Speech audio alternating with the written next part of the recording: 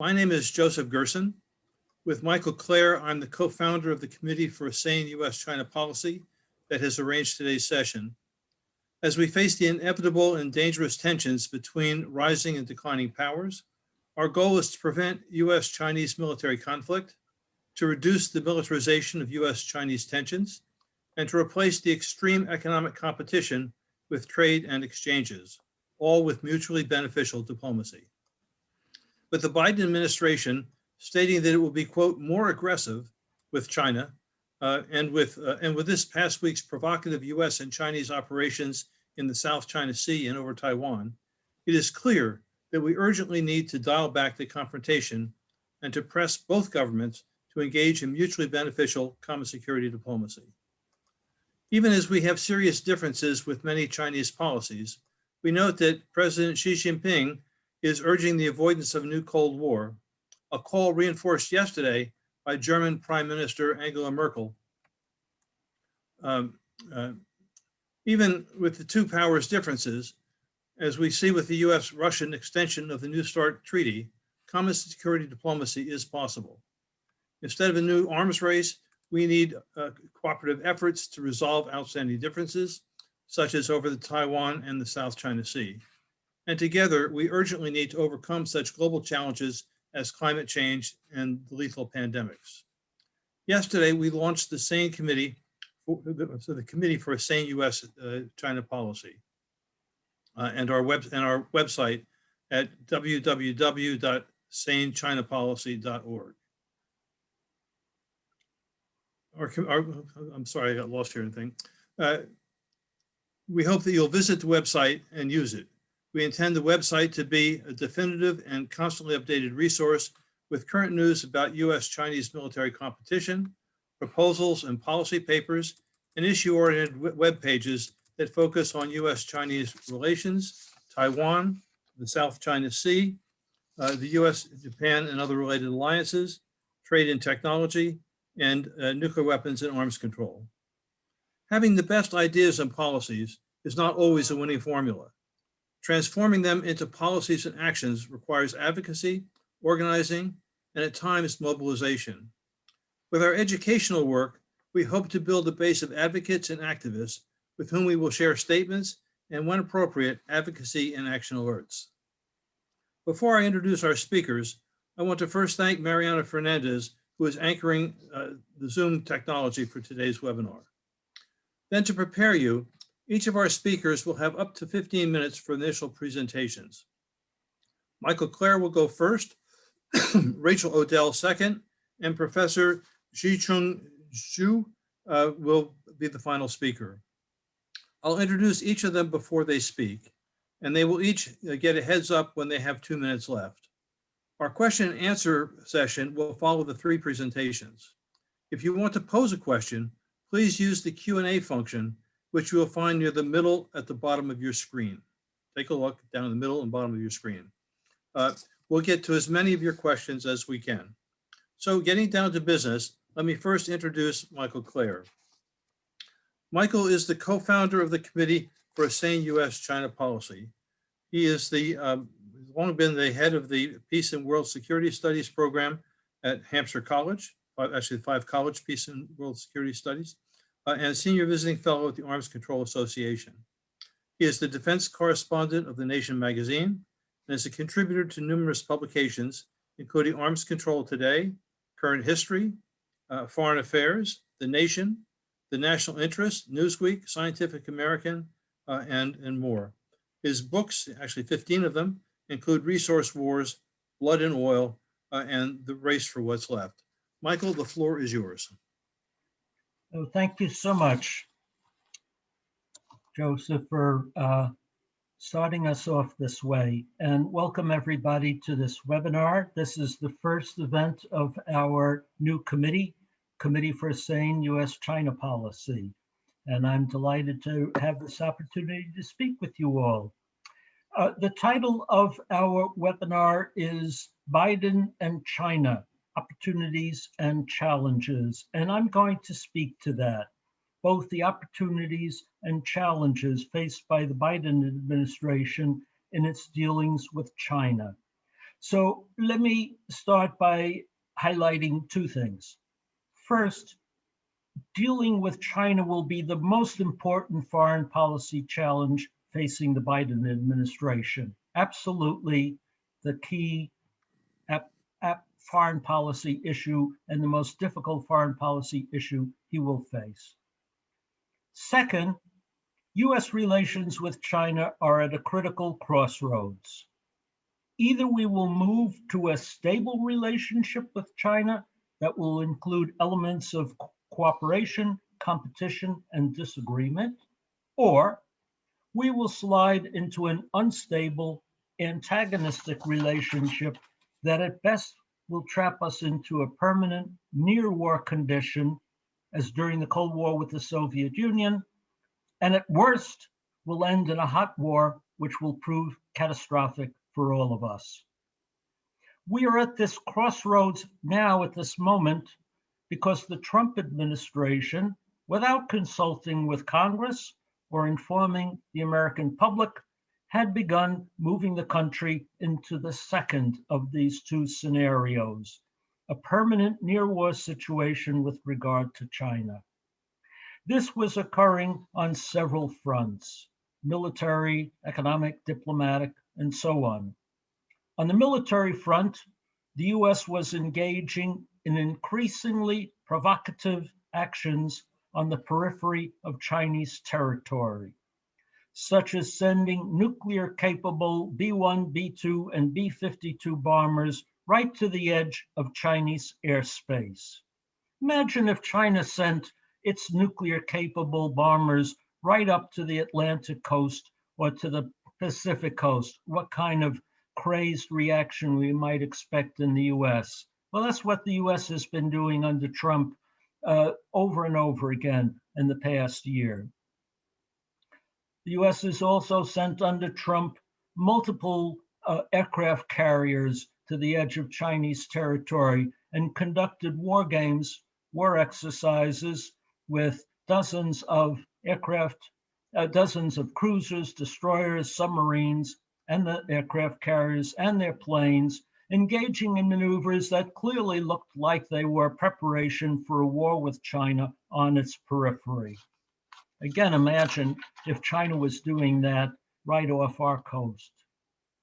On the diplomatic front, the administration was demonstrating increasing support for an independent Taiwan by encouraging Taiwanese leaders to meet with, encouraging US leaders to meet directly with Taiwanese leaders in violation of protocols established when the US first established diplomatic relations with Beijing. And these steps are bound to rile Chinese leaders who view Taiwan as a renegade province of China. On the economic and technological front, the administration was taking steps to curb China's rise to advanced economic status by blocking access to US technology and computer chips by leading Chinese companies like Huawei, and trying to persuade America's allies not to do business with Huawei and other Chinese companies. All of this aimed at keeping China as a second-class economic power, not equal to the US. And these really are just a few examples of the moves the Trump administration was taking to isolate China, impede its growth, and humiliate its leadership. If the Trump administration had been reelected, I won't use any language about this, and the US had continued along this path, I have no doubt we would soon find ourselves in a military crisis of one sort or another, resulting in a war with China, which would be utterly devastating. Now, before I go further, let me make clear that China has also contributed to this steady slide towards a near-war situation.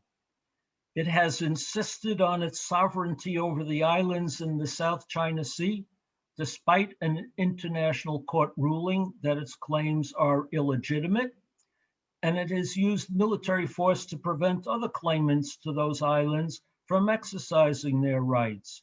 We'll hear more about this in a while. And it has also sent ships into the area to conduct military exercises in a threatening fashion. China has also sought to intimidate the Taiwanese by regularly sending its warships and warplanes into the air and sea space claimed by Taiwan. So it's not just on one side, but if you combine these Chinese moves and the aggressive actions of the Trump administration, and you'd have a recipe for catastrophe. But now we have a new administration and an opportunity to choose a new path. As I will attempt to make clear, this will require changes in behavior from both Washington and Beijing, not one alone. But the Biden administration, coming in at this critical moment, has the opportunity to make the decisive first moves, to pull back from confrontation or to move us closer to disaster. And so we are at this critical crossroads. Let me spell out what is at stake here. If the Biden administration pursues the same policies as the Trump administration did on all those fronts, military, diplomatic, economic, and technological, I believe it will be impossible to avoid a new Cold War and an ever-present risk of hot war. But if he changes course on these fronts and pursues alternative strategies for addressing America's disagreements with Beijing, he could explore valuable opportunities for cooperation on such high priority issues as climate change, mitigation, pandemic prevention, global economic recovery, and nuclear nonproliferation. Should China reciprocate by reducing its own aggressive behaviors and behaving in a more accommodating fashion, China could prove an extremely useful partner in restoring global compliance with the Paris Climate Agreement, which is one of Biden's top priorities.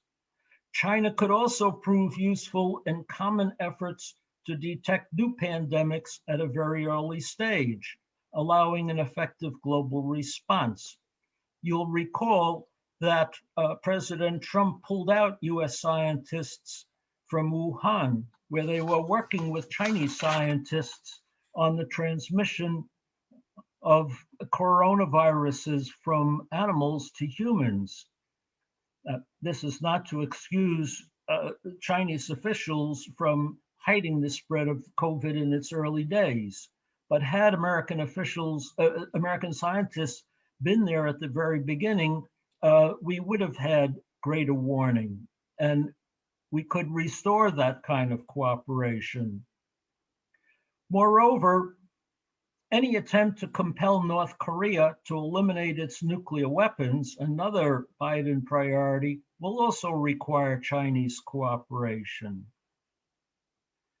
So if you have China adopting a more accommodating stance, and if the Biden administration abandons the provocative behavior of the Trump administration, it will be possible to make progress on many areas of the sort that I described. That's the opportunities.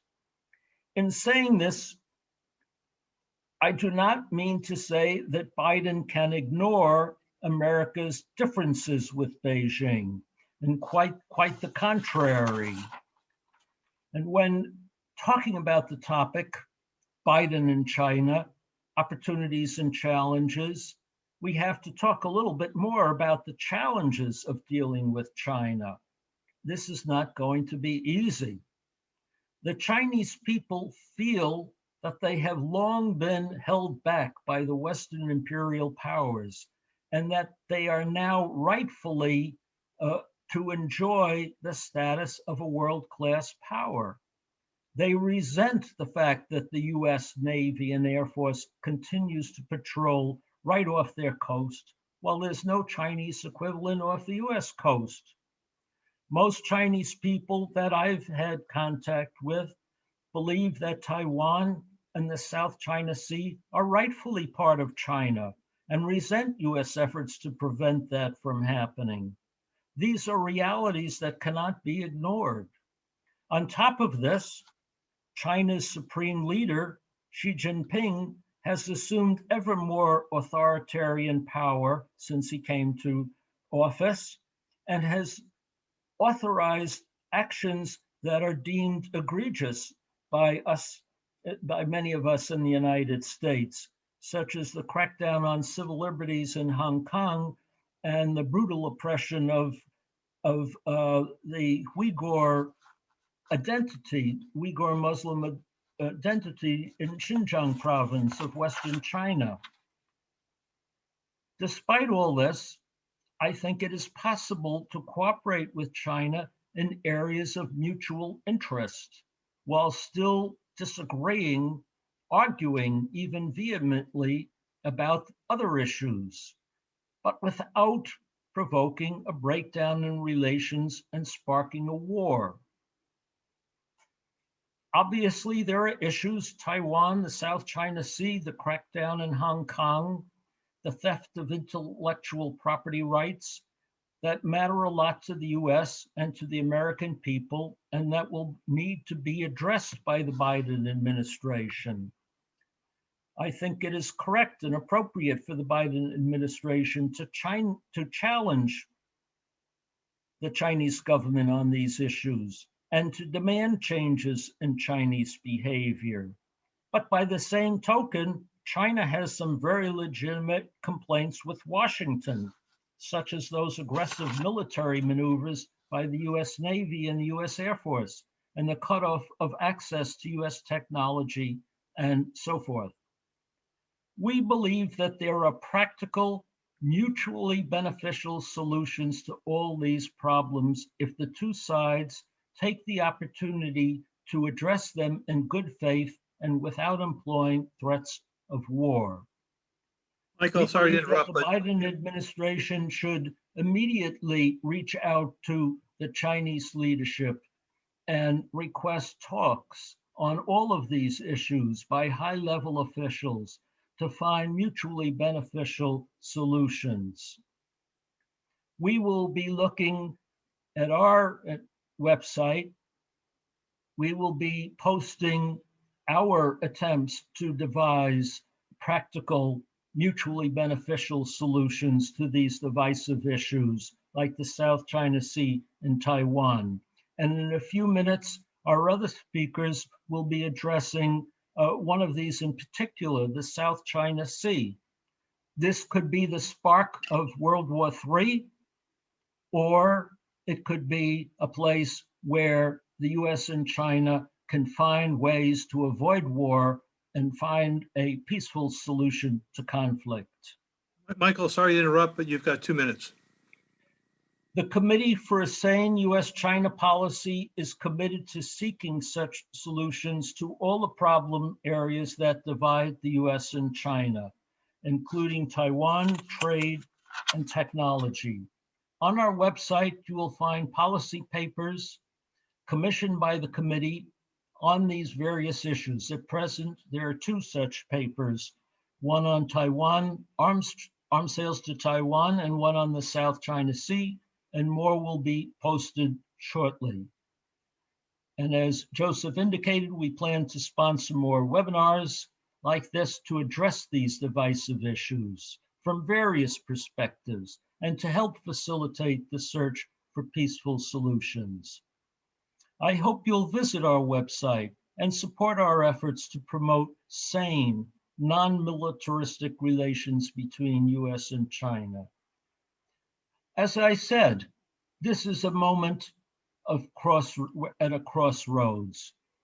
We believe that if the Biden administration reaches out to China and the Xi Jinping regime responds in a like manner, it is possible to find peaceful solutions to these issues. But both sides have to pull back from aggressive behaviors and work together to reduce the risk of war. And I'll end at that point. Thank you, Michael. Thank you for that really comprehensive talk, that really great introduction to what we're about. Very, very good. It's really a pleasure to be working with you. Before introducing our next speaker, I need to kind of say two things. First, I want to appreciate those who've been entering questions on the Q&A function. I'm keeping track of them. And as I said earlier, we'll come back to your questions once our three speakers have spoken. I also, probably in my introduction, should have reminded people that work like this actually costs some money, maintaining the website and commissioning papers. So I want to direct people to the donate page on our website for those of you who are in a position to help. Let me then turn to introduce Rachel Esplin Odell. She is a research fellow at the East Asia program of the Quincy Institute for Responsible Statecraft and is an expert in U.S. strategy towards Asia, Chinese foreign policy, and maritime disputes. She was an international security fellow at the Belfer Center for Science and International Affairs at Harvard's Kennedy School from 2019 to 2020. Ms. Odell previously worked as a research analyst in the Asia program at the Carnegie Endowment for International Peace, co-authoring policy reports and organizing numerous public forums, government briefings, and Track 2 workshops. She also served in the China Affairs Bureau in the Office of the U.S. Trade Representative. Her writings have appeared in the New York Times, the Washington Post, USA Today, War on the Rocks, The National Interest, and The Diplomat, among other publications. We're very fortunate to have her with us, and Rachel, the floor is yours. Thank you very much. It's a pleasure to be a part of this panel, and I'm grateful for Michael's framing remarks at the outset. I just want to underscore what he said about some of the dangers as the US-China relationship moves forward, as well as some of the opportunities. And as he indicated, my remarks today will focus on how we can turn some of those dangers into opportunities, particularly in the South China Sea and in the area of freedom of navigation and maritime security. And this is commonly portrayed as an area where the United States and China have clashing interests, where there's what you might call a zero-sum relationship between the two sides, where one side has to win and one side has to lose. But this is really the improper frame for the relationship. And there are a lot of ways that if the United States changed its strategic mindset about the South China Sea, it could in fact use the maritime security cooperation as an opportunity to reduce tensions and enhance mutual cooperative security for all nations in the region. So I'm going to walk through some of the examples and logic for why this is the case. And some of my remarks will draw upon a recent report that I published with colleagues at the Quincy Institute called Toward an Inclusive and Balanced Regional Order, a New U.S. Strategy in East Asia. And you can visit the Quincy Institute website to access that report. And I will also be writing a report on this issue in more detail in a few months. So I look forward to continuing to develop these ideas, but you guys get a sneak peek at this stage. So as Professor Clare indicated, military crises between the United States and China could arise in the waters and airspace of the East and South China Seas along China's coasts, where military and Coast Guard vessels from both the United States and China are often operating in close proximity to one another.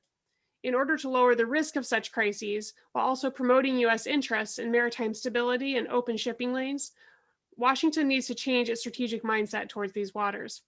Many American strategists have long exaggerated the threat that China poses to freedom of navigation. They misleadingly frame Beijing's objections to US military operations near disputed islands and surveillance near China's coasts, as well as China's interference with fishing or oil extraction in waters where its jurisdictional claims overlap with those of neighboring countries as broader threats to commercial and military navigation. Such distortions in turn motivate an over-militarized zero-sum US strategy toward maritime security in East Asia that raises the risk of collisions and crises and prevents mutually beneficial cooperation. Instead, Washington should adopt a strategy that builds on shared interests with China and other countries in the region to enhance the security of sea lanes against piracy, congested shipping lanes, and natural disasters, while protecting the marine environment. The United States should begin to implement this positive sum strategy by negotiating several diplomatic agreements with China and other countries in the region to reduce the risk of military crises in the waters and airspace of the Western Pacific.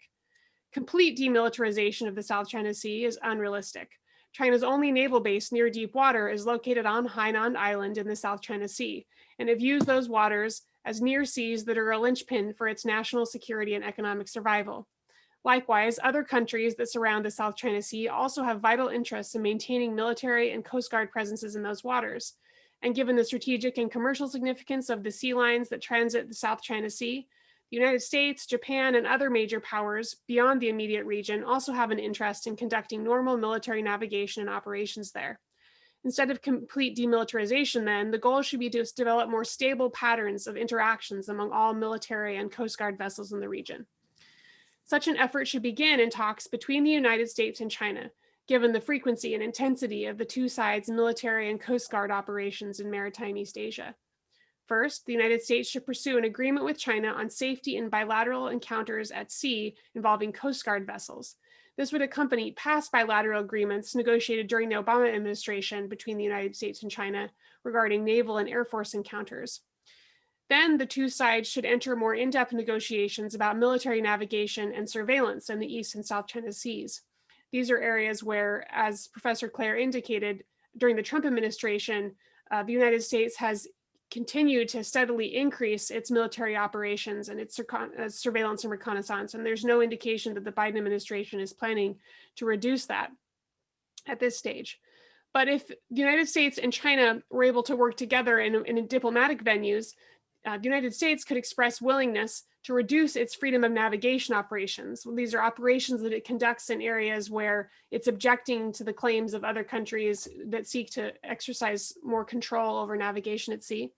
It could reduce those freedom of navigation operations near China's coasts and its close-in surveillance operations near Chinese naval bases in exchange for a commitment from Beijing that China will not interfere with military navigation in key straits and sea lines of communication.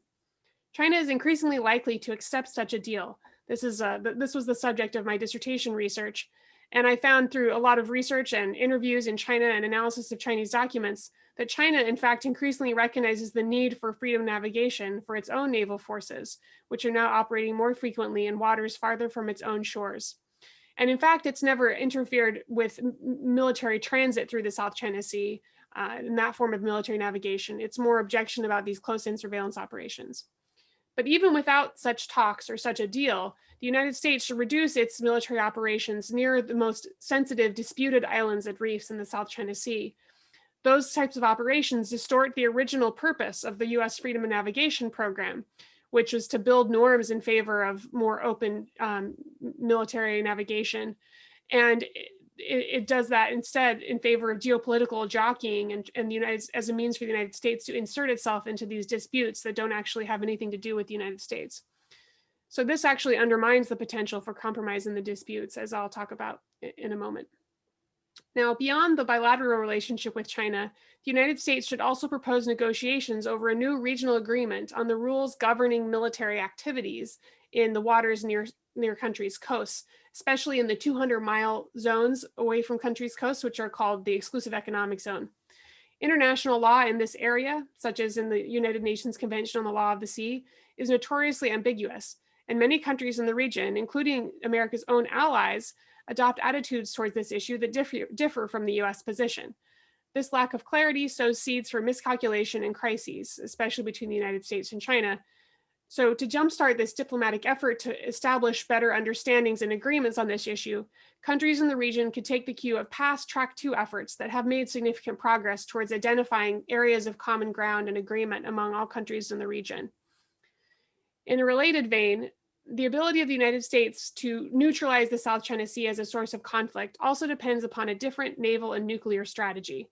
As long as the US defines its current strategies as ends in and of themselves, then it does, in fact, need to maintain much more intrusive military access to the South China Sea and may not have as much room for compromise.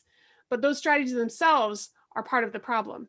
So, for example, on the nuclear front, China's principal base, as I mentioned earlier, principal naval base is on Hainan Island, which is a large Chinese-controlled island in the South China Sea.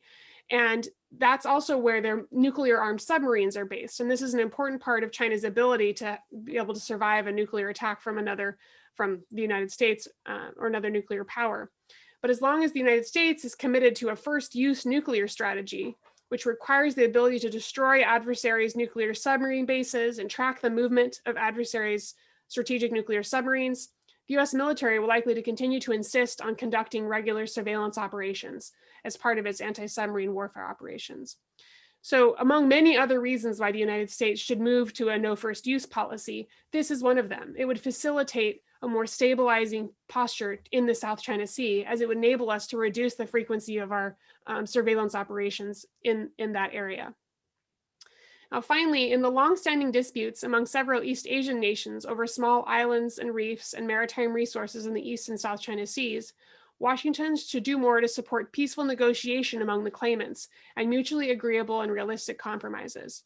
In particular, the United States should welcome progress toward a binding ASEAN, that's the Association of Southeast Asian Nations, China Code of Conduct for the South China Sea. They've been working toward this code of conduct for many years, and the United States should support that. And it should encourage all claimants to clearly reaffirm they will not use force to eject other claimants from any occupied features, among other confidence building measures that are under consideration. Washington should also welcome efforts by China and other claimant states, such as Vietnam and the Philippines and Malaysia, to develop provisional measures for joint development of oil and gas resources and environmental conservation without prejudicing underlying sovereignty claims. States can and should set aside the underlying sovereignty disputes in the interest of sustainably extracting resources. This is something that the UN Convention on the Law of the Sea specifically recommends, these provisional measures. And this is something that the United States should be open to in whatever mutually acceptable compromise form China and these other claimant states can agree upon. Now, this is important to note that this might have to involve some creative solutions that might depart somewhat from the tribunal award in the 2016 Philippines versus China case that were mentioned, that Professor Claire mentioned. And this, as he mentioned, China has rejected that award completely. And so to some extent, it's sort of deadlocked countries in the region. And to President Duterte in the Philippines, to his credit, despite many of his other problems, he's pursued compromise with China on this issue that has actually helped stabilize the disputes over the past several years. And so it may be the case that such creative compromise in the South China Sea may actually require states to be a little more flexible than that arbitration award allows. Now, it's important to note, as Professor Claire noted, that some of China's claims to resources in the South China Sea are extreme. They disregard other states' interests. And of course, this is in the context of China's growing power in the region, where it's able to use its increased Coast Guard presence, increased naval presence to enforce its claims that go back many decades or beyond.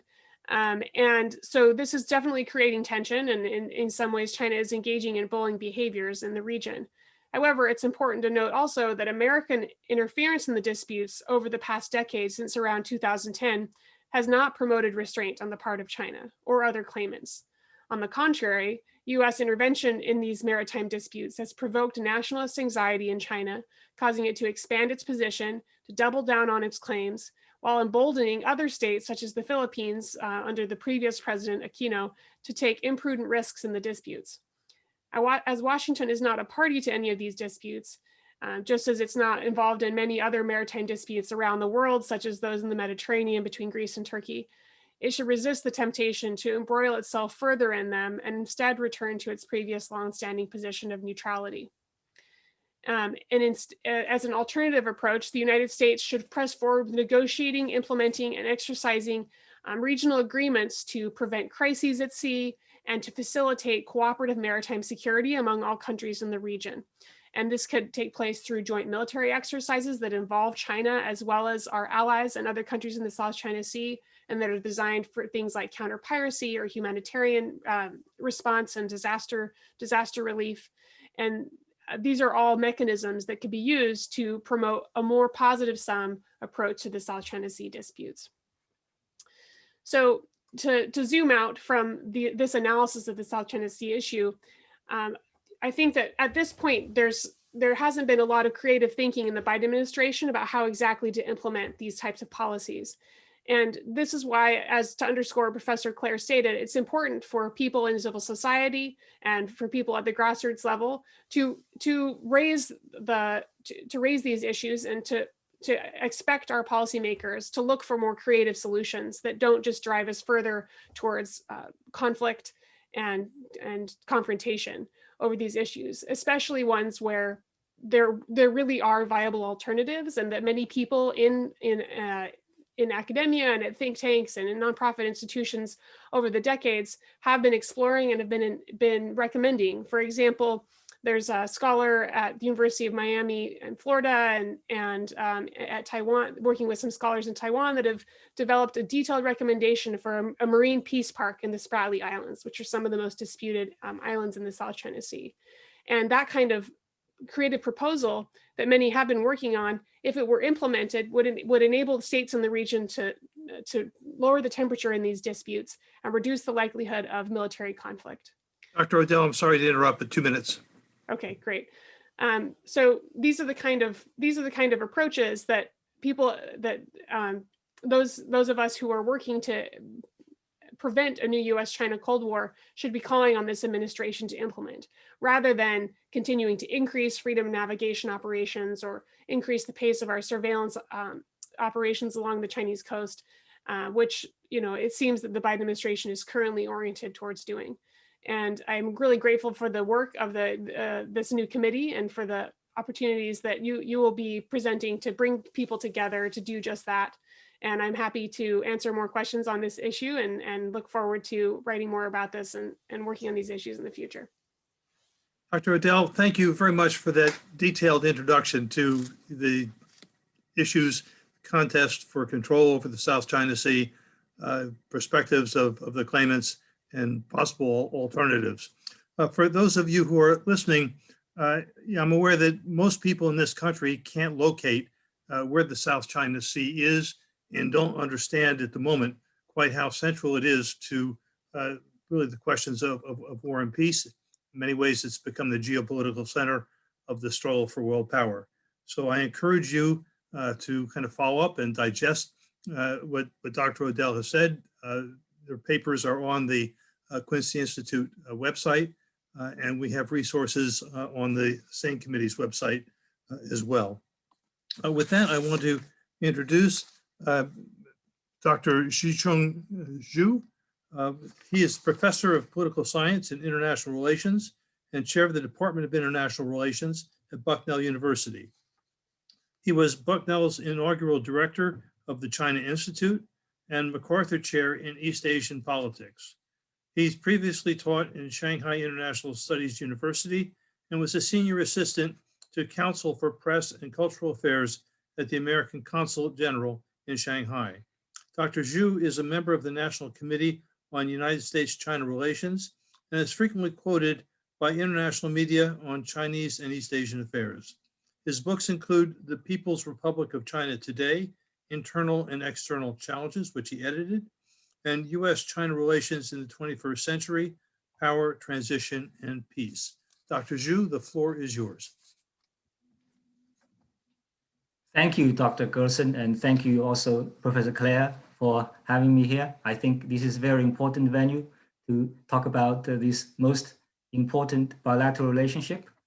I think we all agree that the decisions we make about this relationship will be consequential, not just for the two countries, but also to the international community. And I'm going to speak directly to the theme of the event today, which is Biden and China. And I'm going to offer some general observations and maybe having a more detailed discussions in the Q&A session.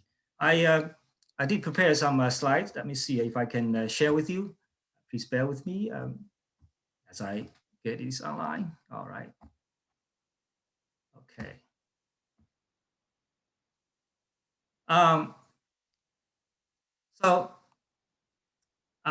Just last week, I I found this poll conducted by CBS. This is right after the Capitol riot. Maybe that the event shaped many people's perspective, but I think it's still interesting to see what many Americans are thinking about our democracy here. Obviously, many of us think that the democracy is under attack, but interestingly, over 50%, 54% think that it's the other Americans, our fellow Americans, who are posing the biggest threat to our way of life. Only 8% think that it's the foreign countries, foreign involvement. So I think this is a good a reminder that whenever something happens here, whenever we are facing some challenges or difficulties, I think we should get our own house in order instead of blaming others. Now, speaking about U.S.-China relations, I think over the years, and if you observe U.S.-China relations, from the beginning, from Nixon's visit to the contemporary period, I think we can say that the two countries actually have traded places. It's very interesting, and you may disagree with me, but I think these are my observations. I think no matter how you define China, it's an authoritarian regime or dictatorship, it's united, and people over there are generally hopeful about the future. But here, look at what we have here in the United States, divided. People are uncertain about the future. And the economy, Chinese economy is quickly catching up, still growing, and our economy seems to be stagnating. Also, I want to highlight, the United States is supposed to be, a very confident and secure country, right? A city upon a hill, but we are getting less and less secure. We see threats everywhere, right? But China is getting more confident. It's seeking opportunities for cooperation around the world. I think the United States is also very ideological. We don't like ideologies, but the United States is very ideological. If you're not democracy, you're bad. As if there are no other ways of doing things, right? And China, ironically, we call it a communist state, but it's less ideological. It's very pragmatic, starting from Deng Xiaoping, right?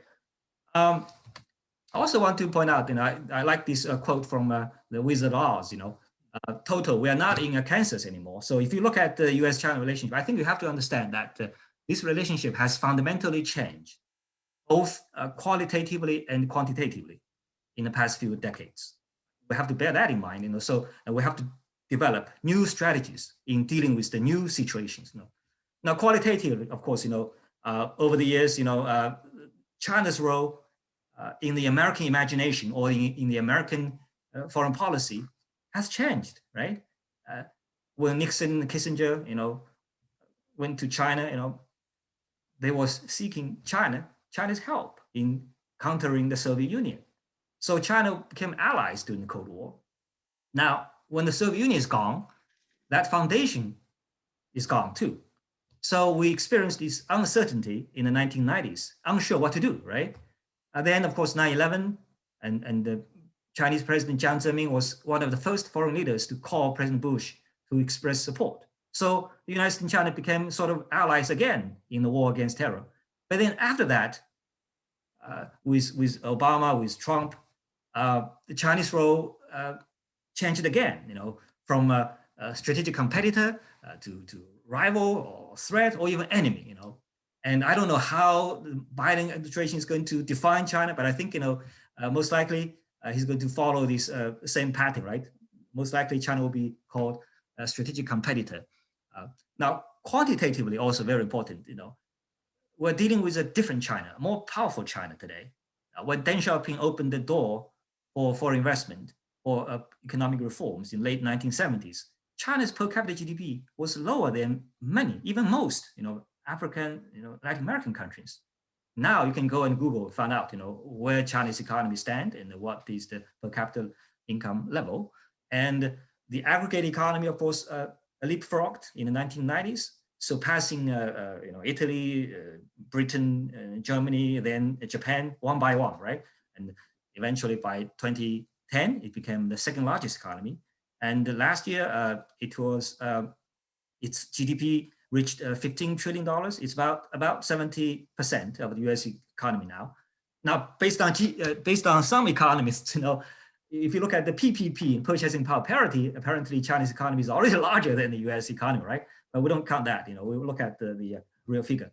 And also the Wall Street Journal recently reported last week that China became the top destination of foreign direct investment last year. So these are new developments. China is becoming more and more powerful. We got to develop, new strategies. But unfortunately, you all know that China is the punching bag here, especially during elections. And the atmosphere in DC is so poisoned that reasonable voices are marginalized. You cannot say anything positive, anything constructive about China. You're supposed to, bash China, right? And bipartisan consensus is that we have to be tough on China. Okay, so why, how, right? And I'm not sure, I don't know whether you can tell me, these China bashers, do they really care about China? Do they really care about human rights in China? Or are they just bashing China for political purposes? I think, we have to be frank, America is experiencing many difficulties, but China is not the cause of all those social, economic, political, racial conflicts in the United States. On the contrary, actually, China probably can be part of the solution to all these problems. I think we have to keep that in mind. Now, we also need to ask some big questions, right? In dealing with China, this giant monster, very different from what we had before. What do we really want from China? What does the United States want from China? Can we actually get it? And also, very fundamental question here, is the United States willing to accept the rise of a non-Western and a non-democratic country like China? The previous speakers, Dr. Odell and Professor Claire also mentioned, Taiwan, South China Sea issues. I think we have to be clear. For the United States to send warships to the South China Sea to conduct freedom of navigation, okay, United States global power, you want to maintain freedom of navigation, that's fine. But what are America's real objectives, especially on Taiwan? You have to be clear because the Chinese are suspicious of these hidden intentions of United States actions in those areas. And another big question is, will the United States allies and partners join the United States to counter China? I think the answer is no, right? I mean, it's not a coincidence that Angela Merkel, Germany, and Lee Hsien Loong, Prime Minister of Singapore, recently both said that we don't want to be forced into choosing sides, and it's not going to work, to form this anti-China bloc. I think the United States has to think about it, whether you want to form this Cold War style bloc to counter China's rise. Now, so how to compete with China? I like to use this metaphor. I think many of us, people who are older probably still remember, these two U.S. figure skaters in the 1990s, right? Nancy Kerrigan and Tonya Harding. I think actually there's a recent movie, right, about Tonya Harding, Tonya, right? I call it Harding way. No disrespect with Tonya Harding. I think she went on, to move on to become a professional boxer or a dancer, right? And good for her, right? But I just use this as a metaphor, right? There are different ways of dealing with China. You can use the Harding way, which is you harm your rival unprofessionally, not showing sportsmanship, right? And I see that kind of a way of handling China in a way of dealing with Huawei, for example. Makes me thinking that's a Harding way of dealing with China, right? Huawei's treatment by the United States.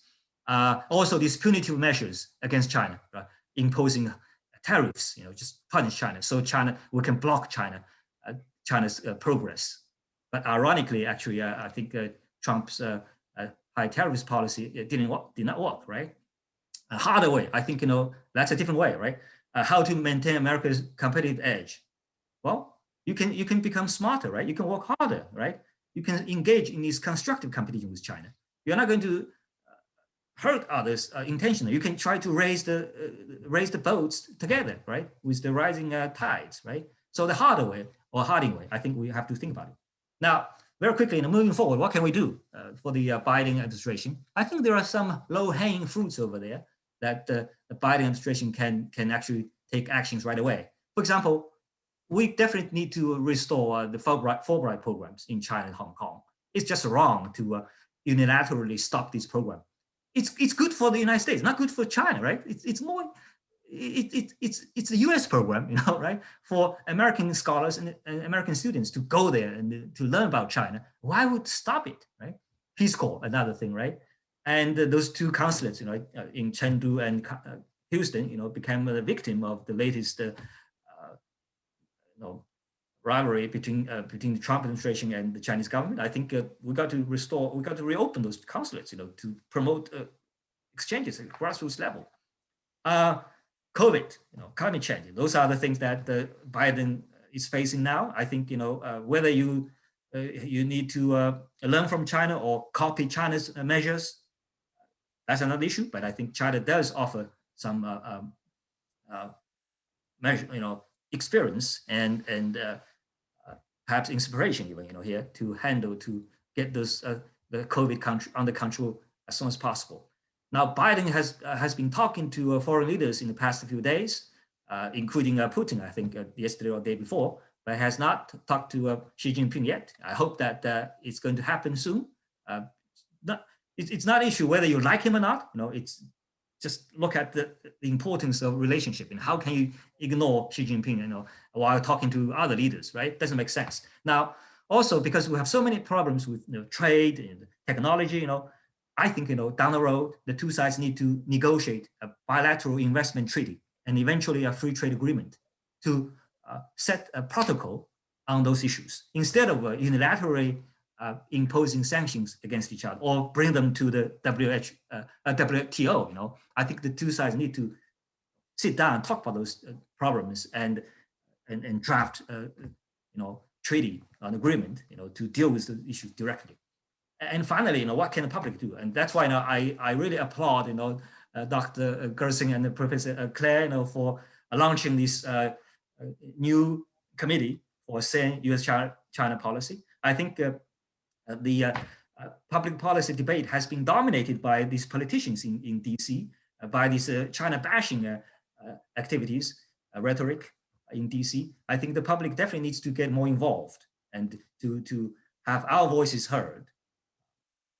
And of course, you know, it takes two to tango, right?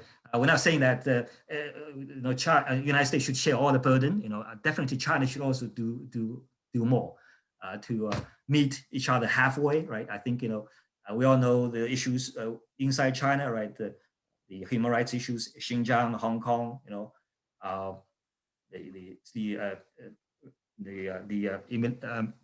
individual freedom issues, right?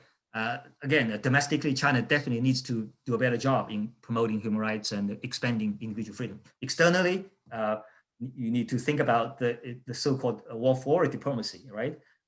It's high-handed, this aggressive style of diplomacy. What kind of a message is China sending to its neighbors, right? And I think China also needs to be more transparent on its major initiative, especially BRI, right? Because BRI is such a massive project. I'm sure there are some issues, right? You know, corruption or environmental issues, right? How decisions were made and how the loans were allocated. I think China has to be more transparent to allay external concerns about. Professor Zhu, I'm sorry, two minutes. I'm sorry to yeah, good. I'm about done actually. And of course, even before Xi Jinping, the Chinese leaders have been talking about the China's peaceful rise. And is China rising peacefully? I guess it depends on where you stand, right? Some people are really concerned about whether China is rising peacefully. But I think more importantly, what China is going to do after it has risen. Let's assume that China will rise peacefully, will become a powerful and wealthy nation by the mid-century. Then what? I think that has to be fully explained. I think the Chinese government needs to do a better PR to promote not just a peaceful rise, but also to explain what will happen afterwards, right? Looking ahead, and I think I'm cautiously optimistic. I think I grabbed this photo online. You know, I think this was one of the photos of when taken when Xi Jinping was visiting the United States when he was still a vice president. Both were vice president at the time, actually. So they were visiting a Chinese language school, I believe. And I particularly like the words on the T-shirts, both in both languages, right? I think that's something we got to do. And once again, I applaud Dr. Gerson and Professor Claire for starting this committee to promote grassroots exchanges and to make sure that this relationship will not head into a conflict. And we don't want a Cold War. We want to live peacefully. We want to see prosperous and happy, people on both sides. And I think that's what we are here for. Thank you very much for your patience. I will stop sharing. Dr. Zhu, thank you very much. It's like fresh air listening to you, and very helpful. And I look forward to having some of your slides as well as this recording up on the SANE webpage. Just to say, as you said, the so-called Washington consensus is basically poisoned, and it's our responsibility to be pressing for rational conversation, informed conversation, and for rational policies. And your vision of raising all boats together, I think, is what we have to aim for. At last count, friends, we had 21 questions here. So it's going to take a while, and we'll try to get to as many of them as we can. I want to give a couple of members of the SANE committee's steering committee pride of place. And so I'm going to start, if I can find it here. Yes, from Helena Cobbin. Wouldn't it be better for the US to embed negotiations with China over maritime issues with the broader context of the UN Convention on the Law of the Seas, which the US has never signed, while China has? Surely we should urge Biden to get it signed. Who would like to take that question? I'm happy to address that. And yes, absolutely. I think that it would be helpful for the United States to actually, come on board with the global maritime order that it purports to, use its military force to defend. It won't solve all the problems, though, and I think that this is why, in fact, it could just be many China hawks advocate the United States ratifying the United Nations Convention on the Law of the Sea as a means of more effectively competing against China to define what it means. Because the reality is there are many ways in which the Law of the Sea Convention doesn't resolve all of the problems that states might have, and especially the problems in the South China Sea. And especially, given the ambiguity over military activities at sea. This was one of the most sensitive issues during the negotiations in the United Nations Conference on the Law of the Sea in the 1970s and 80s. And they sort of were able to move past that sensitivity by just sort of leaving language quite vague or not addressing particular issues. So this is why, I think it would be wise for countries in the region to actually just to start negotiating a new set of understandings over what foreign military vessels are entitled to do in the exclusive economic zone. The United States insists that it's essentially this 200-mile zone extending out from countries' coasts is essentially like the high seas, whereas a lot of other countries in East Asia and around the world, especially developing nations, formerly colonized nations, tend to feel that this is just an excuse that actually they need more security in that space, and that they don't have as much military power, so they're not operating in near other countries' waters, but it's an excuse for large military powers to operate along their coast. So there's, and of course, major military powers feel like that's sort of moving the goalposts, and this exclusive economic zone is really just about economic rights, not about military controlling military activities. So anyway, these are disagreements, but there has been a lot of progress at a Track 2 level by experts on these issues from many countries in the region who've have developed a set of guidelines in 2005 and then again in 2013. This was a group called the EEZ Group 21. EEZ is the Exclusive Economic Zone acronym, that developed guidelines for how to clarify some of these issues to prevent the likelihood of military conflicts, collisions, crises, due to just disagreements over what kind of military activities at sea are permissible, what kind of surveillance, what kind of exercises, what kind of notifications should be required. So, I think that absolutely the United States should ratify UNCLOS as the first step. Unfortunately, I'm not particularly optimistic about the prospects for getting 2/3 of the Senate to sign on to that. But I think that there's actually first steps that the Biden administration could negotiate and wouldn't need the Senate, that could help really stabilize the issue further. Thank you. I'm trying to get my computer to do what it should do. It wants to play around with me a little bit here. Getting there. Helena adds here, by the way, the organization I head, Just World Educational, has the resource page on the U.S.-China balance, which includes 2 notable public dialogues that they organized between Chinese and U.S. experts. And you can find it on their webpage, which I hope Mariana can put into visibility for everybody. And then I want to recognize here Professor Mark Selden's question. Given Chinese territorial claims and its new basis in the South China Sea, and in light of the court decision, what kinds of outcomes might be possible in the region that might ease tensions in the area, including territorial claims and confrontational military clashes? So maybe Rachel and then others if you want to follow up. Yes, happy to address that.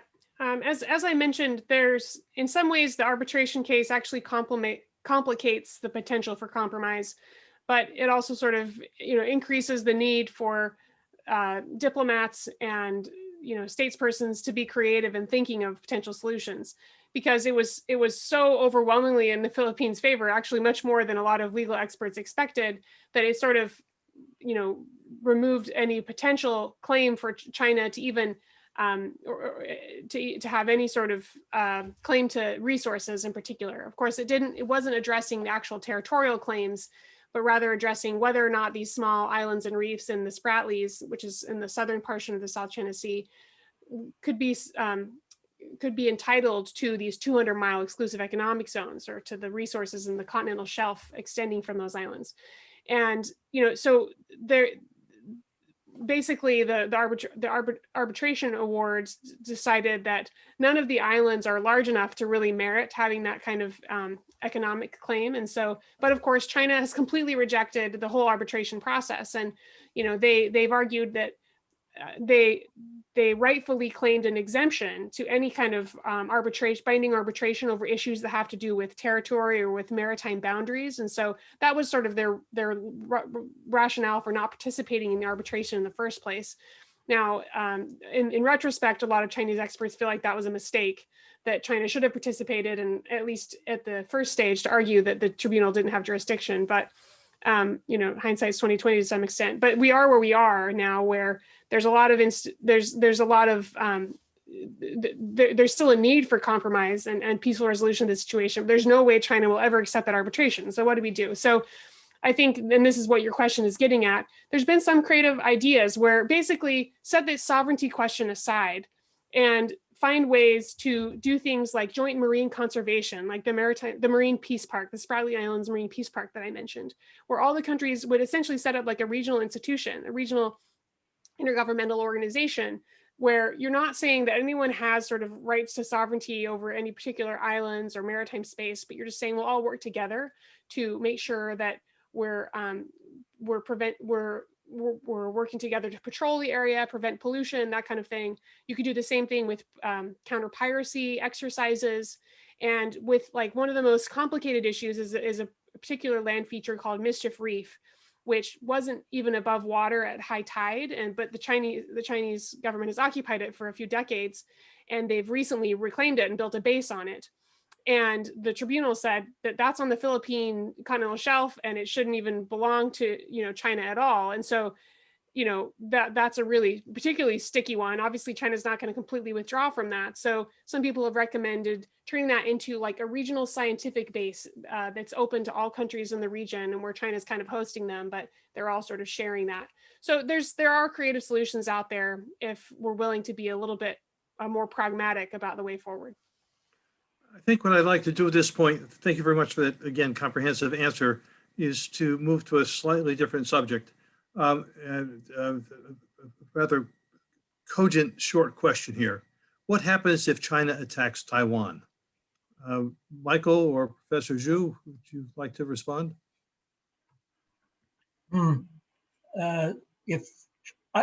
China's not going to attack Taiwan. So that would be my short answer. Why is it not going to attack Taiwan? Because I think it would destroy China's reputation with the rest of the world. And as Professor Zhu said earlier, China's feeling confident. It's a rising power. It is very confident of itself. It seeks to be seen as a great power. I don't think China's going to invade Taiwan. So I think that's kind of a moot question, but it still has to be answered. I don't mean to dismiss the question. It has to be answered. I do not think that there is any way that Taiwan itself can defend itself against China. So if Taiwan is attacked, the choices are either for Taiwan to fight and then surrender after the country is destroyed, or to surrender very quickly, or to expect that the United States is going to come to its aid and start World War III, and we have a nuclear war. That's a bad outcome for everybody. So, I believe that China invading Taiwan should be something that has to be prevented. It's for everybody on the planet has to find a way to prevent that from happening. And I think there are creative solutions to prevent that from happening. But I don't think it's a realistic possibility in the first place. Maybe Professor Zhu has a different answer, and I'd be very curious to see what he has to say. No, I don't have a different answer, but I just kind of add to what you have said. I think, this is a hypothetical question. I agree with you. I don't think, China will attack Taiwan unprovoked. If, there's only one situation under which China may attack Taiwan. That is, suddenly Taiwan declares, de jure independence and supported by the United States. Then China will be compelled to use force, take Taiwan back. But other than that, I think China's long-standing policy has been consistent, actually. It's the peaceful reunification under one country, two systems. Of course, we understand that one country, two systems is not popular in Taiwan. So I think the Chinese government has to be more innovative, come up with a more attractive model for Taiwan. But I think, it's also very important to understand the complexity of the issue. So I think in the United States, in the Western media, typically people just blame the PRC for the tensions over there. I think, we have to be clear about this, who changed the status quo? I think that question has to be answered, right? I think if you ask me, I think it's the Taiwanese government, the DPP government, that changed the status quo. That's why tensions have been rising recently, right? I mean, before the current DPP government came to office, the KMT, the Kuomintang government, was in power, and under President Ma Ying-jeou, he followed this so-called 1992 consensus. In 1992, the Taiwanese side and the mainland side actually met in Hong Kong. They discussed the situation and they reached this consensus, which is there's only one China, but how to define China, that's open to each other's interpretation, right? So that loosely defined one China principle has guided the relationship across the strait under the KMT government. But after DPP government came to power, 2016, President Tsai Ing-wen completely abandoned that model. So the Taiwanese side actually changed the status quo. That's why the PRC feels that it has to do something to send kind of send a warning to Taiwan that don't go too far, right? But even with the flying over of Chinese air forces, airplanes near Taiwan's airspace, I don't think that the war is imminent, because as Professor Claire also mentioned, that it's detrimental to Taiwan, but also to the mainland. It doesn't make any sense to start a war. So the short answer is no. I don't think this will happen.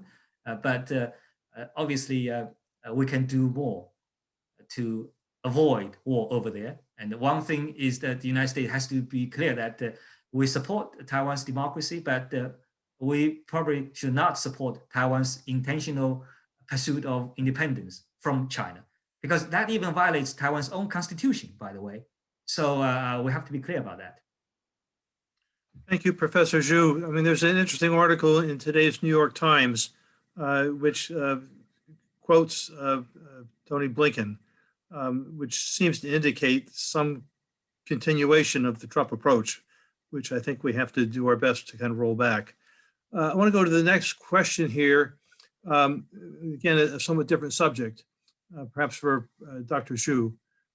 Should we defend so-called intellectual property rights, given that economic development requires transfer of superior technology from developed to developing countries? Developing countries should have access to advanced technologies at a reasonable price. Remember, the US began to industrialize by stealing textile technology from England in the 1790s. I also just add that it wasn't only the United States that was doing that from Britain, but many Western European countries were doing it as well. Well, the short answer is yes, definitely. I think every country should protect the intellectual property rights. As far as China is concerned, I think we need to take a historical perspective here. I remember when I was a student, young student back in China in 1980s. There were many foreign language bookstores in China. If you walk into those foreign language bookstores, you will be amazed. There are all kinds of publications, English publications, copied. There's no such a concept called copyrights in China in the 1980s. So gradually, I think both under external pressure and also out of its own necessity, China has gradually developed this intellectual property mechanism, passing lots of laws. So from a historical perspective, China has made progress. But if you ask me, are there still violations? Oh yes, but it takes time. We have to be patient. And I think, we also have to remind people in China that, actually it's in China's own interest to protect the intellectual properties, because that helps China's innovation, helps China to move up the industrial chains, right? So it's in China's interest, to protect intellectual property rights, and I see that happening in China gradually, but. Are there problems? Yes, I think we have to be patient. Rachel or Michael, do you want to comment? Okay, move along. Another technology question here. Is Huawei indeed a technological scientific threat to the United States? Everybody's jumping to take this one. I can comment on that briefly, and actually this relates, I think, to the previous question. I think on issues of economy and technology, so often the frame in Washington is oriented in a certain direction that I think doesn't necessarily take the interests of the broader global community into account. And that seemed to be what the question was driving at. That in certain areas, for example, medicines and clean energy, it would actually be beneficial for public health and for combating climate change if there was maybe less stringent intellectual property protections, and if the United States and China were were more willing to cooperate and share technology and engage in scientific collaboration in those areas. So, I do think that there are definitely problems with China's intellectual property rights violations, but even some of the things that are called forced technology transfer were just, part of the structure of China's accession of the WTO, of its agreement. They weren't illegal. They weren't actually forced.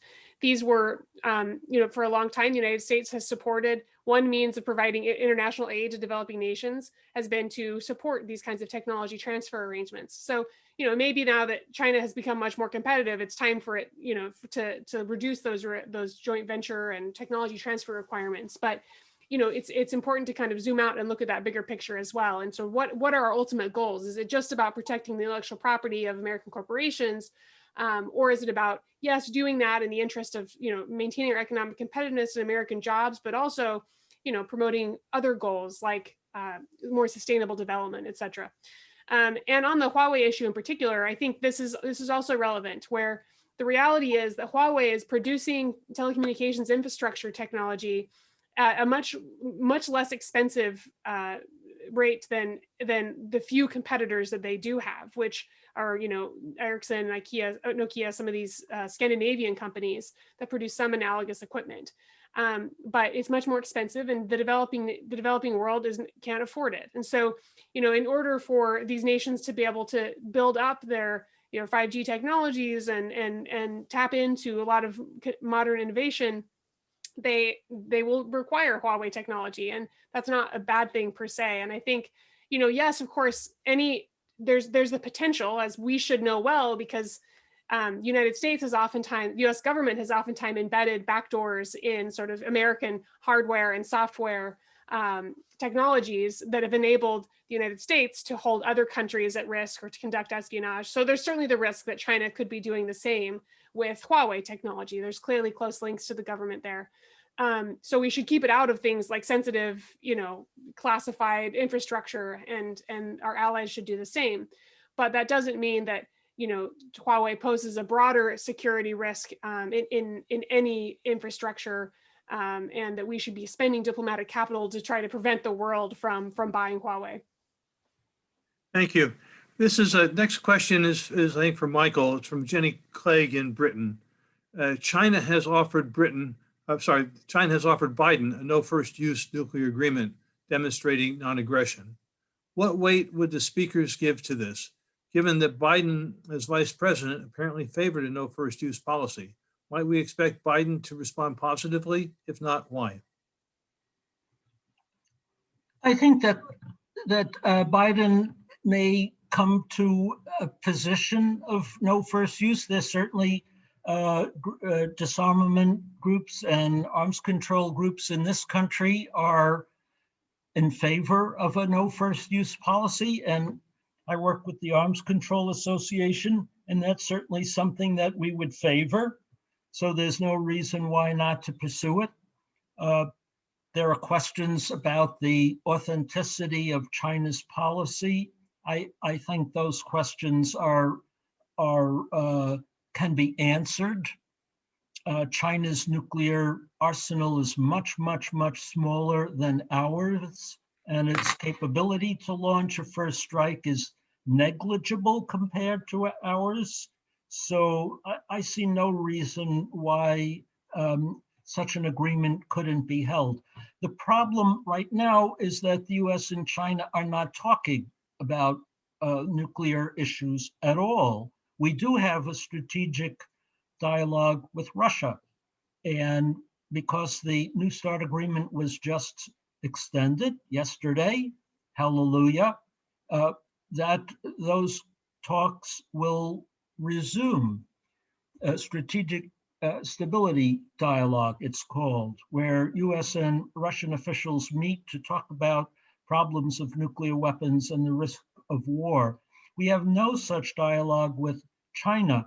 So the first priority, and this is what we should be asking for immediately, is for Biden to talk with President Xi to set up a similar conversation between the US and China so that officials on both sides could address any questions that either might have to make possible this kind of agreement.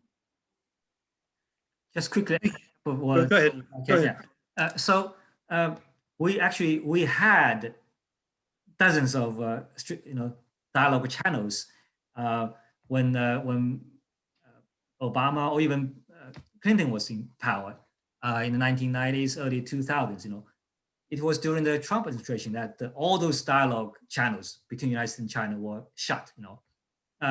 Especially this high-level strategic economic dialogue (SED).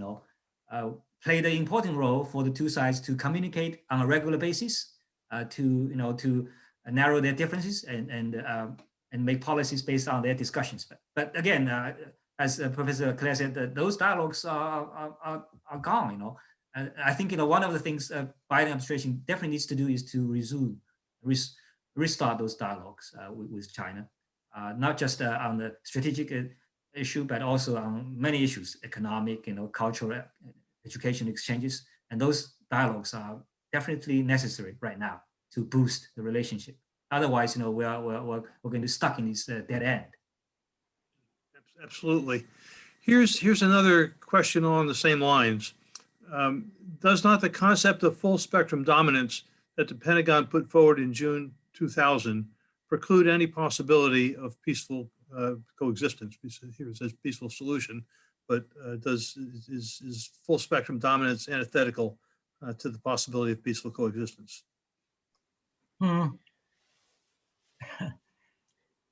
The Pentagon comes up with these doctrines, and it has a new version of that called Joint All-Domain Command and Control. There are various, the Pentagon keeps coming up with variants of this notion that the US has to be able to dominate the battlefield in every respect.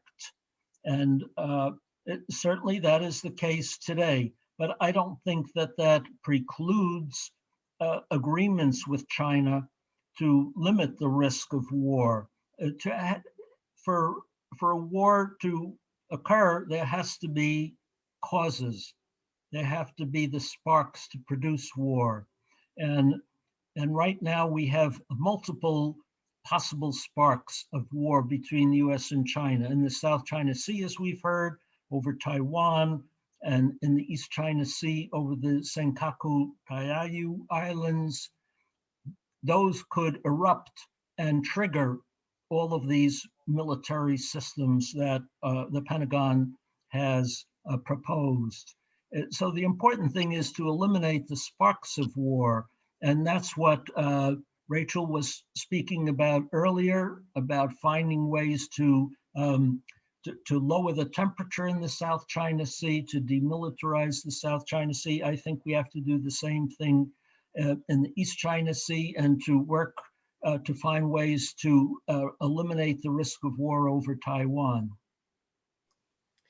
And I'll address that, as well as a couple other questions I saw about, why does the United States even need to have a military presence in the South China Sea? And how does China feel about the military bases that we have, essentially from its perspective, ringing China? I mean, I think these are all valid, these are all, important considerations where absolutely there's a variety of steps that we can take that, should be seen as low-hanging fruit, that even short of a fundamental transformation in the US, military strategic thinking, there's a variety of agreements we could use that reduce the potential for conflict in the South China Sea and Taiwan. So, absolutely agree with that. That said, I do think that there needs to be a more fundamental rethinking in what our military strategy is in the Asia Pacific, and that absolutely all aspects dominance, full spectrum dominance is actually already a thing of the past. China's military is highly capable along its near seas, along its periphery. And, it would be a highly ruinous conflict if we were to actually get in a war with China. And that trying to reestablish that kind of dominance, it will be highly costly and really risk escalation, including to nuclear conflict. And so there are other ways, as short from just turning tail and turning around and completely withdrawing from the region, which maybe could have some short-term destabilizing consequences.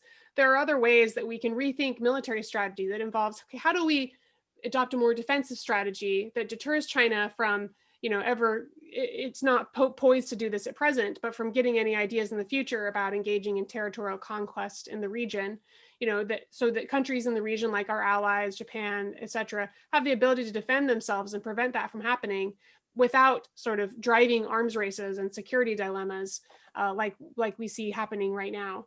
And I think that there are technologies and alternate force postures and defense strategies that could facilitate that, where you still have somewhat, you have a balance, and you have the ability for other countries to defend themselves from a really increasing Chinese power, but the United States isn't trying to maintain dominance. And we have some ideas for that in the report that I mentioned earlier, and I'm also doing another project to look at precisely this question. So stay tuned. In November, December, we'll be publishing that.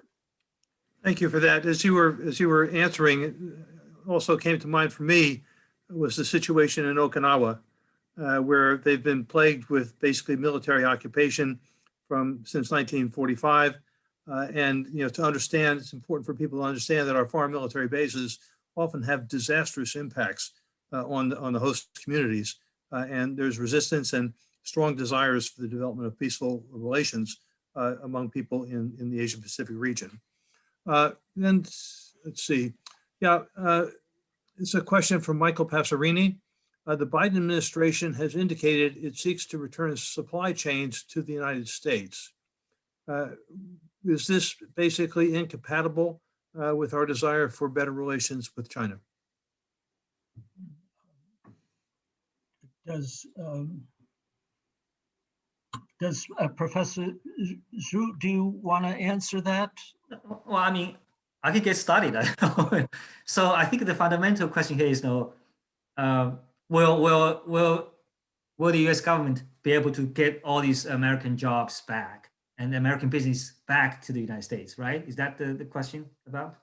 I mean, if that's the case, I mean, you have to ask, Boeing and GM and Caterpillar and our farmers even here, do you think we should try to decouple with China and get all those, production back to the United States? I think, the short answer is no. I mean, it's not feasible. I think the relationship has become so interdependent that it's easier said than done, to get these, production back to the United States, to get the factories up and running here. That's maybe to some small scale, it may work, but if you look at big picture, I mean, overwhelming majority of American business will stay in China.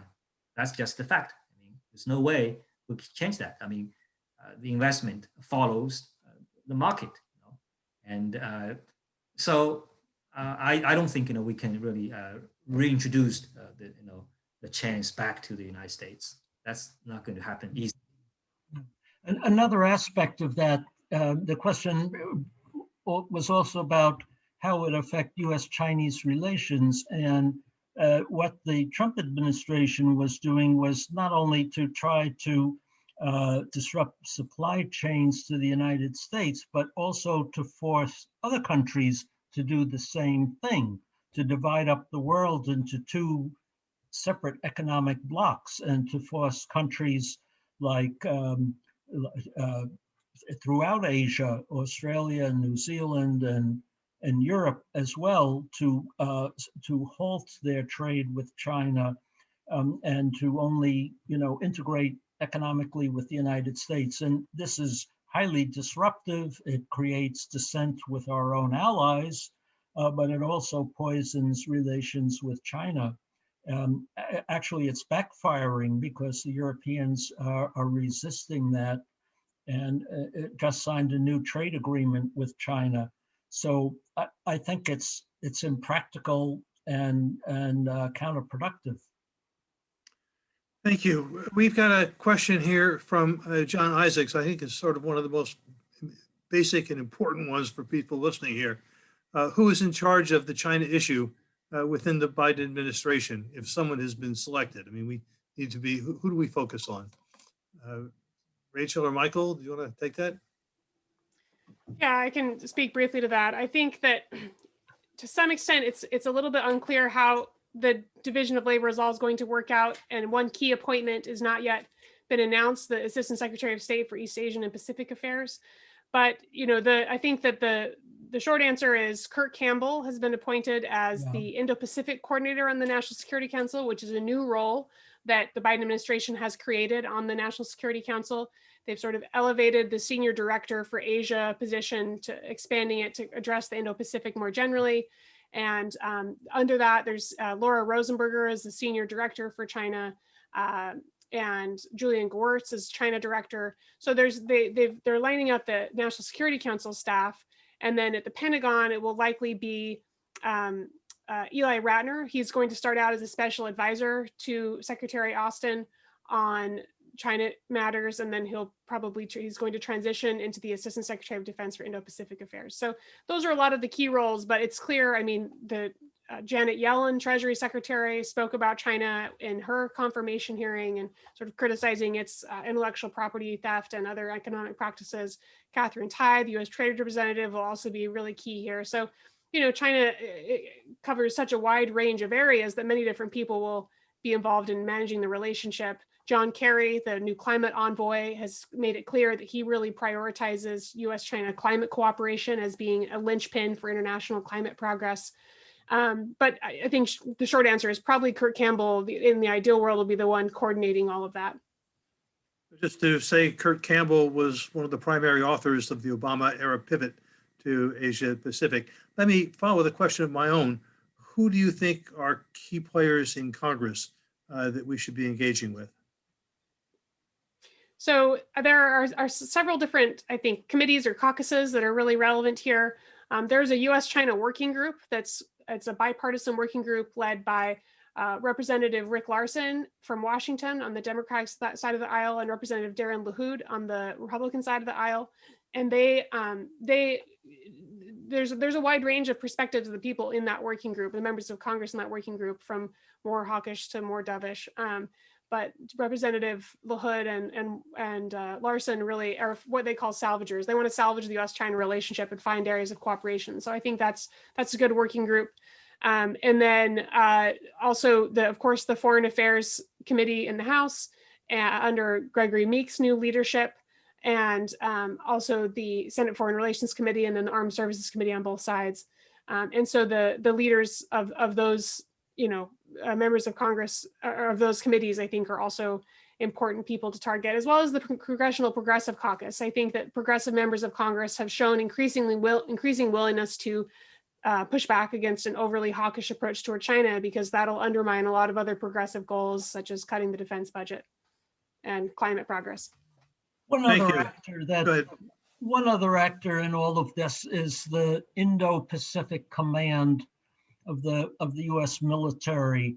I think most civilians are unaware that the U.S. military is divided into these regional commands: the European Command, the Central Command, the Southern Command, the African Command, and the Indo-Pacific Command controls the largest stretch of the globe, 40% of the globe, including China and Japan and all the islands.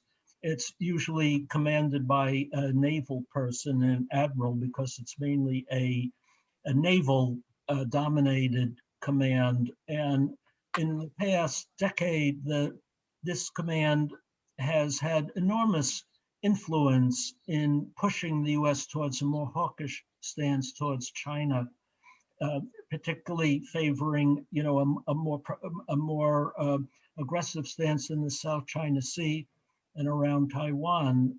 And I think it acts. There's kind of a continuous activity there that's going to be very hard to roll back. Whatever happens in Washington, they gear up months and months in advance. For example, you may recall the Theodore Roosevelt aircraft carrier, which came down with thousands of cases of COVID and had to be brought back to the U.S. Because so many people, and the captain was the one who, I'm going off on this story because it was so striking. The captain complained that he wasn't getting helped and he was fired. The Theodore Roosevelt is back in the South China Sea as we speak, because the command has this commitment continually to have a presence in the South China Sea over and over, and to conduct these freedom of navigation operations. So that's another actor in this larger picture. The Navy has long controlled U.S. Asia, certainly Asia Pacific policy. A question maybe for Professor Zhu.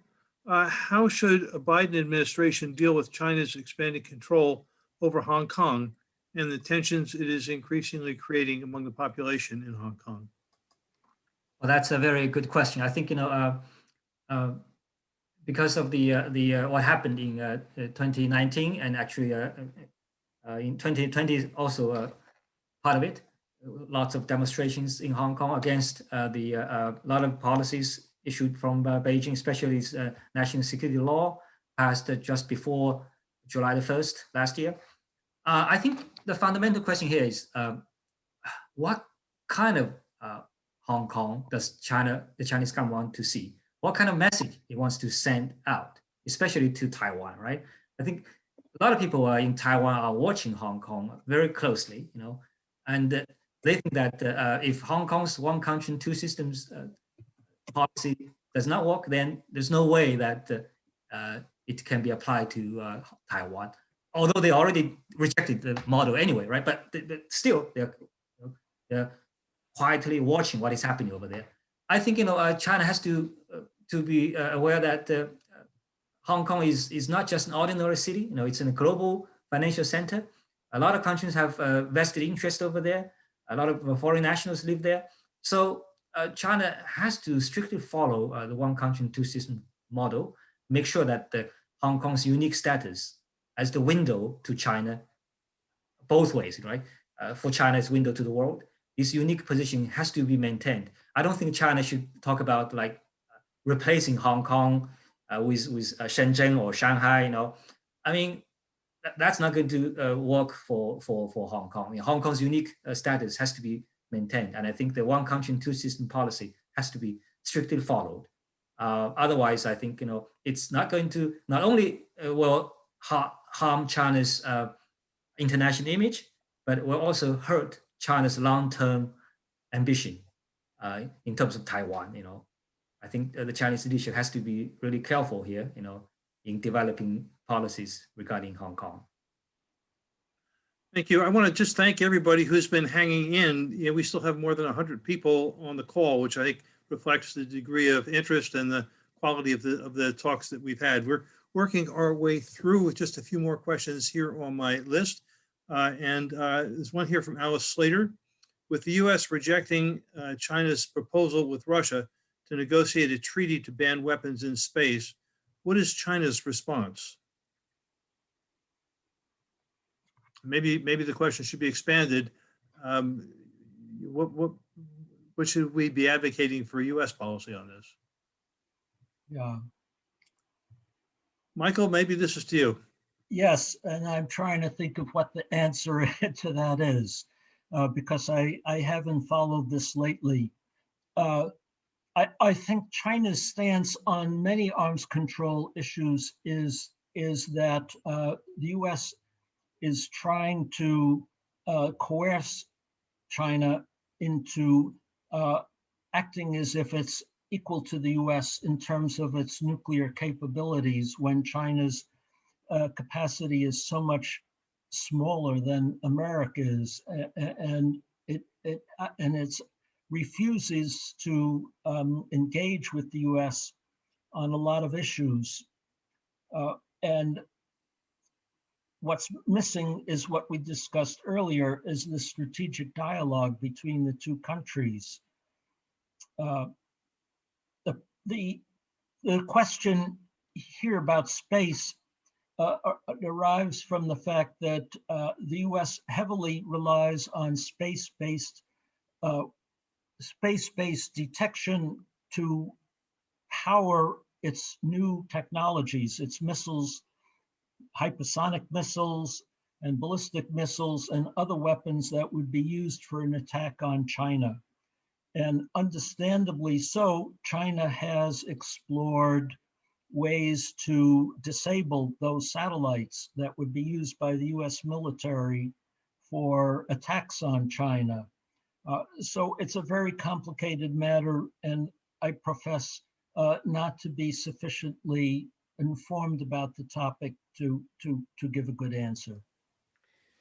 I'll just chime in briefly. I also don't know enough about the details to be too detailed in my response, but it's definitely the case that for a long time, the United States has sought to maintain ambiguity on whether or not it would deploy weapons in space. And I don't think that's a constructive position, and the United States needs to be more willing to engage in international agreements to prevent the militarization of space. I mean, it's not like we have advanced capabilities to do that. And this is talking about distinct from anti-satellite weapons or military satellites. It's actually launching weapons from space. I mean, this is something where this should be a no-brainer. But the United States has always kind of wanted to maintain some room for maneuver, and I think that's not the right course. We've got 3 more questions that I want to ask, which will take us pretty close to the time we had set for this. A question from Joseph Esseter in Tokyo. To what extent has the superfuse modernization of U.S. ballistic missiles that Theodore Postel has written about raised the chances of nuclear war? So this is maybe to Michael, I'm not sure. Well, if Rachel has more information than I do, I will defer to her. What the U.S. is trying to do is to enhance its capacity to attack China's what they call A2AD, anti-access area defenses. That is the way that China has built up its capacity. Rachel O'Dell spoke about this earlier, to better defend itself against attack by the U.S. And the U.S. is enhancing its ability to attack China's defense capabilities. But I think this particular weapon that the question was about is for use in attacking missiles that have been launched by China. So once again, I'm going to not attempt to provide an answer. Yeah, I think that my understanding of this particular modernization capability is that it's really aimed at continuing to support the United States strategy of fighting and winning a nuclear war, which should strike everyone as an absurdity. But that the idea is that the United States could actually attack and disable all of the adversaries' their own nuclear facilities and prevent them from being able to launch a retaliatory strike. And that's actually a highly destabilizing position. And this relates to my comments on the South China Sea. This is part of why we try to track all of China's nuclear submarines and closely monitor that, is because we want to maintain the ability to launch a debilitating first strike with our own ballistic missiles and nuclear weapons, which would, of course, be very hard to actually do. China has upwards of 200 nuclear weapons. They have probably about what's necessary to maintain this minimum retaliatory capability, which is actually stabilizing because it makes us think twice before we'd actually attack them with nuclear weapons. But the United States military establishment has never really accepted this idea of mutually assured destruction. And they've always tried to maintain this ability to fight and win a nuclear war. So this, this superfuse technology could facilitate that. I think it's still highly unlikely to guarantee that the Chinese wouldn't be able to slip one missile out and take out Seattle in the route, in the process. And you get into Dr. Strangelove level absurdities when you start talking about fighting and winning a nuclear war like that. So I think it's pretty destabilizing. Amen.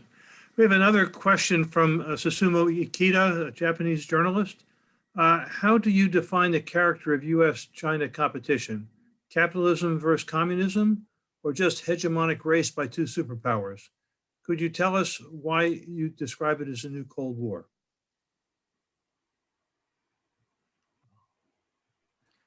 Maybe Professor Zhu? Yeah, well, I think the complexity of the relationship between the United States and China defies any simple definition. I mean, there are parts of all those described in the question, actually. I mean, there's a little bit, ideological competition, yes, it's a democracy against authoritarianism, capitalism against socialism or communism, whatever you call it. But it's also technological competition. It's also competition of governance. For example, in dealing with the pandemic, what type of government is more capable of handling such natural disasters? So there are different aspects of competition going on. But I think overall picture is that there's a power transition going on between the two powers. The United States is still at the top, still number one, but China is quickly catching up. I think we have to look at this, treat China as it is, not treating China as what we hope it is to be. I think no matter how you define the relationship, there's going to be some dose of cooperation and some dose of competition. It's a mixture of competition and cooperation. There's no way to avoid both aspects of relationship. I think the biggest challenge for the two countries is to manage this power transition judiciously. Make sure that it will not end up in war like most power transitions happened, in history, which ended in war. I think it's the responsibility of both governments and the people on both sides, the public, that we make sure that the two countries will stay in a healthy competition, but also seek cooperation where they can. I think that way maybe we can move the relationship forward in a healthy way. So I'm not particularly I don't really care that much about the definition of this relationship, whether it's a ideological competition or strategic or other types. I mean, I'm more realistic, I guess, and just look at what it is and try to make the most out of it. Make sure that we're going to avoid the Cold War style confrontation. I mean, that's the fundamental interest for both sides.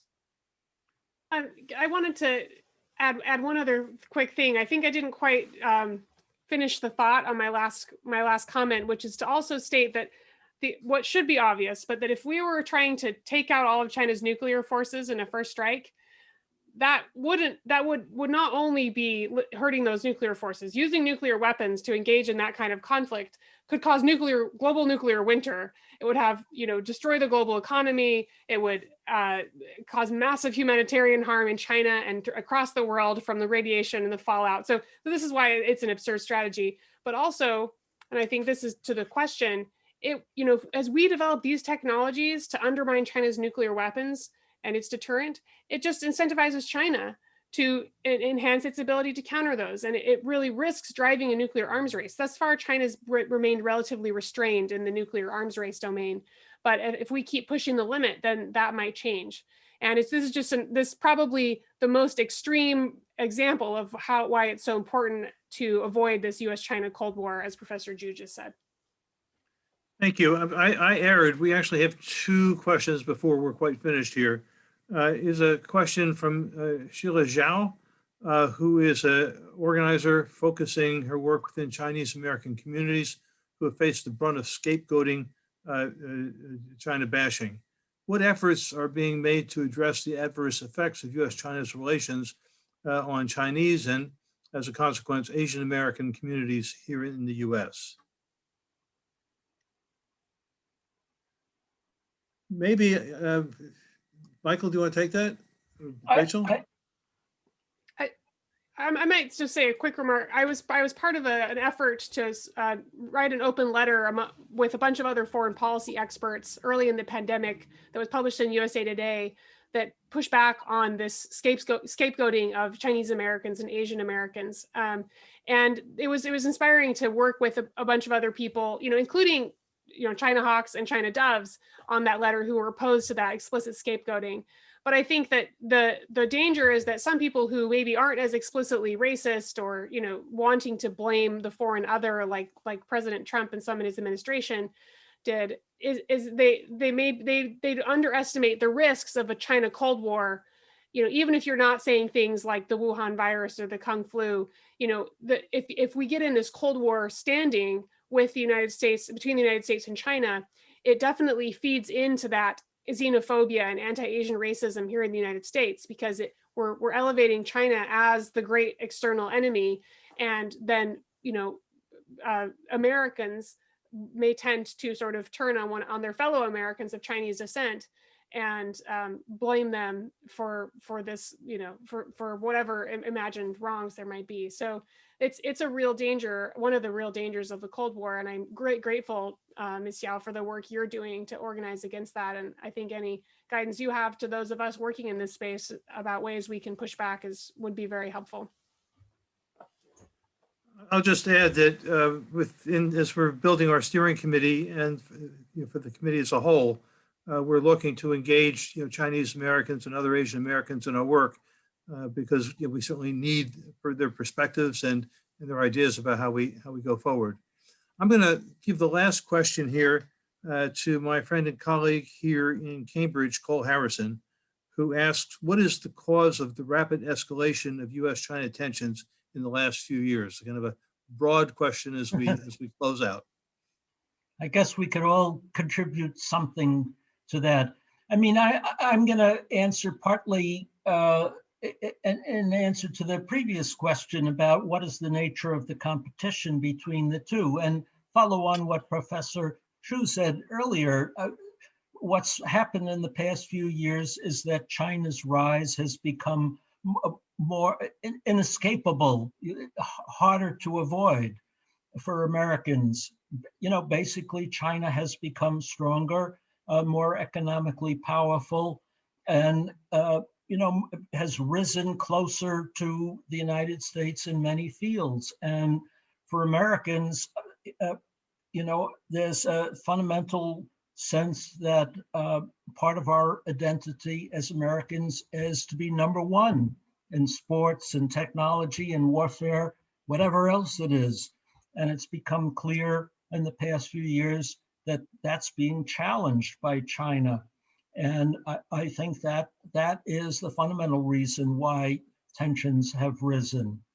But there's one other reason, and I'll leave it with that, which is that as part of America's Western destiny, manifest destiny, the U.S. has always, or U.S. leaders, U.S. elites, I should say, have always believed that America's Western borders of its economic sphere is the South China Sea and the East China Sea and the Philippines and Japan, that is the western edge of America's security zone. And that happens to be the front yard of China. And for many years, China was too weak to challenge that notion. And in the past few years, China has built up its navy and its military capabilities to the point where it could challenge American dominance in those waters. And so now we have, for the first time in decades, if not centuries, of a great power challenging America's dominance in an area considered critical. The Soviet Union was never in that position to do so. So this is a unique situation, which is why the South China Sea is such a flashpoint. Well, I'll stop there. I would just add a couple of points, I guess. I think, what Professor Claire said, absolutely right, but I also want to say that it's impossible to pinpoint just one particular cause of why this relationship deteriorated in the past few years. I think there are multiple. People can come up with a long list of causes. If I can, I just add a few. Maybe I think China's foreign policy has become more assertive, if you like, in the past few years, because China was China's power is becoming stronger and stronger. It can do it. Even if it's ambitious, it couldn't do it in the past, but now it can do it. I think this shift in China's diplomatic approach, is one of the causes, I guess. But I think fundamentally it's because the United States is unprepared or unwilling to deal with a rising China that is different from the United States politically, economically, culturally.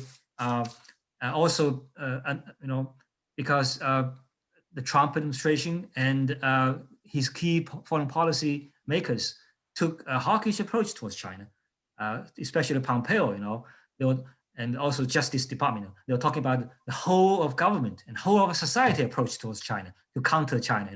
So that definitely took a very hawkish turn in U.S. policy towards China. But also want to add that unfortunately, this COVID-19 perhaps also contributed to the deterioration of relationship. I think obviously China did not do a good job initially, right? I think we can all argue that, agree that initially China was not transparent and didn't take resolute actions much earlier. But that gave the Trump administration some ammunition, to attack China. So unfortunately, that COVID-19 became a major cause to the deterioration of relations. Dr. O'Dell, you want the last word here?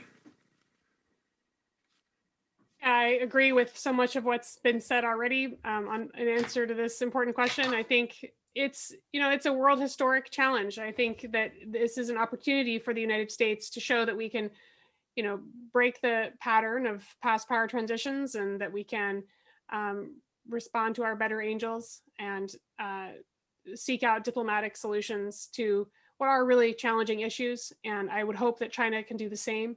And of course, there's a dynamic there. It takes two to tango. And I think that if we only focus on deterrence and coercion and punishment toward China, then they'll do the same in response. And so I think we've seen that dynamic unfolding in recent years. And I think it behooves us and it behooves China to try to break that spiral. And I think that the work of civil society and this committee will be really important in trying to push for that kind of bold and creative peacemaking. Thank you. I want to maybe close here by going back to something that Professor Zhu said earlier on about the need for to take the discourse away from the confrontational, elitist, military-oriented figures in Washington and the politicians and others, and for us to be doing the education, the work to make it a popular understanding of what's really at stake and the various steps that we should be demanding of our government. I want to maybe make a few suggestions of what we might be thinking about as we leave this call. Obviously, war with China has to be avoided at all costs. We need to challenge the fear-mongering and be talking about the rational approaches that can be taken to create a kind of win-win relationship and policies between the United States and China, but also involving other Asia-Pacific nations. We should be drawing down our military bases and our military adventurism in Asia-Pacific and building up diplomacy. The importance of pressing for high-level talks between our government and the Chinese government to move back to the levels of dialogue that existed before Trump. And the reality is that here in the United States, we're facing really a major economic crisis as a consequence of the pandemic. Revitalizing our economy, revitalizing our national institutions, building the kind of green infrastructure that we need for the longer term are all priorities, and certainly more so than preparing for war with China. As the debate in Congress ratchets up over military spending and the national budget as a whole, clearly we need to be active and be advocating for life-affirming policies rather than war-oriented policies. Finally, I want to thank our speakers, who I think were just absolutely fantastic, and help us to get off to a good start, help us build the kind of dialogue among activists and others in our communities so that we can advocate for the policies that we want. Finally, let me call your attention to our website, saneuschinapolicy.org, where you'll find a lot of resources. And don't forget that there's a donate page up there in the top right of the page. It takes money to do this work. Thank you so much for joining us, and on we go to create the world that we need. Thank you. Thank you. Thank you very much.